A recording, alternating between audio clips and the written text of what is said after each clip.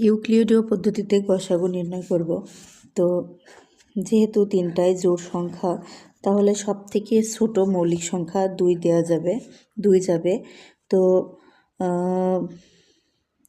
16 দুগুণ 32, 20 দুগুণ 40, 28 দুগুণে 56। আবারও 2 যাবে, 8 দুগুণে 16, 10 দুগুণে 20, 14 দুগুণে 28। আবারও 2 যাবে, 4 দুগুণে 8, 5 দুগুণে 10, 7 দুগুণে 14। এই যে সংখ্যাগুলা, এর মধ্যে আর কোনো উৎপাদক যায় না, কোনো মৌলিক সংখ্যা যায় না, কারণ এখানে অলরেডি দুটো মৌলিক সংখ্যা আমরা পেয়ে গেছি। তো সুতরাং লসাগু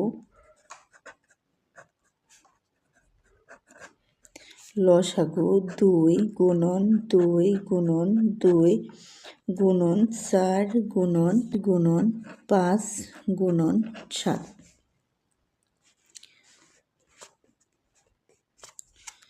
তো এখন সবগুলো গুণ করতে হবে। 2 দুগুণে 4, 4 দুগুণে 8, 8 4 8টা 32, 5 7টা 35।